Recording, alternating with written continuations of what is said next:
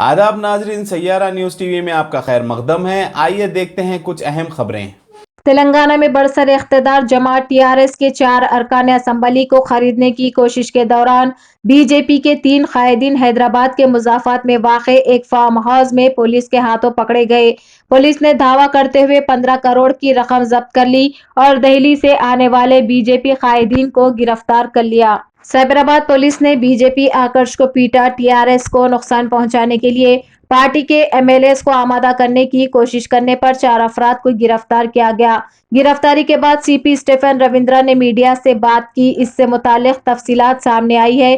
साइबराबाद के CP Stephen Ravindra ने कहा कि टीआरएस मेंबरान असम्बली ने इत्तला दी थी कि कुछ लोग इन्हें लालच दे रहे हैं। बताया गया है कि इन्हें पैसे, ठेके और दीगर ओहदे मिलने की उम्मीद थी।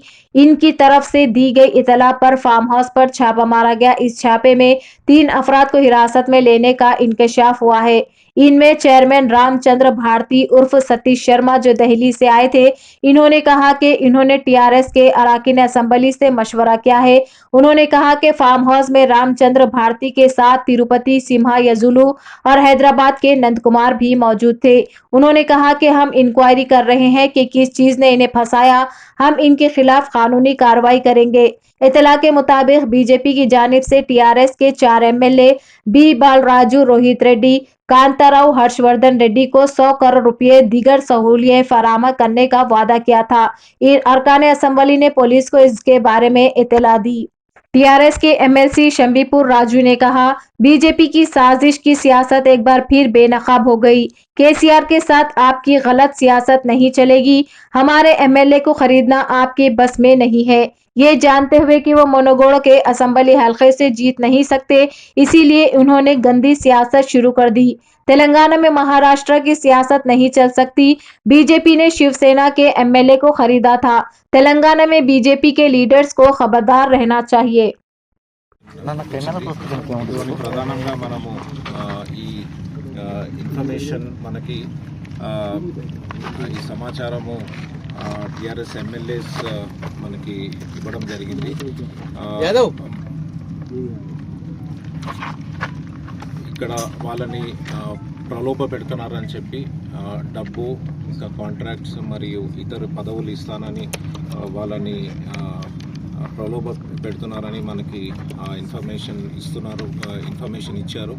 మరి ఆ ఇన్ఫర్మేషన్ మీద మనము ఈరోజు వచ్చి ఈ ఫామ్ హౌస్లోని మనము రేడ్ చేస్తే ఇక్కడ 3 కనపడ్డారు. ఇందులో మనకి ప్రధానంగా రామచంద్ర భారతి అని ఈయన ఇలియాస్ సతీష్ శర్మ, ఈయన ప్రస్తుతానికి ఇక్కడ ఫరీదాబాద్ టెంపుల్లో ఉంటాడు అండ్ హైదరాబాద్లో మనకి ఢిల్లీలో ఉంటాడు. ఈయన ఇక్కడ మనకి వీళ్ళతో సంప్రదింపులు చేస్తున్నట్టు మనకి కనపడతా ఉన్నది. ఇక్కడ ఆయనతోని సింహయాజీ అని ఒక తిరుపతి నుంచి ఒక స్వామీజీ కూడా రావడం జరిగింది.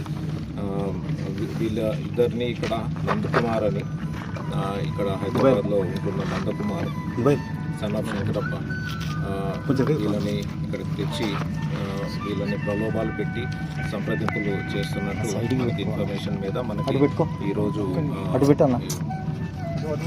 ఈ రేడ్ అన్నది చేయడం జరిగింది. ఇక్కడ మనకి దీని మీద మనం ఒక లీగల్ యాక్షన్ తీసుకుని ఇన్వెస్టిగేషన్ చేసి ఎట్లాంటి ప్రలోభాలు పెడతా ఉన్నారు, అసలు ఏమేమి దీని గురించి మనకి కంప్లీట్ ఇన్ఫర్మేషన్ అంతా కూడా మనం షేర్ చేస్తాం.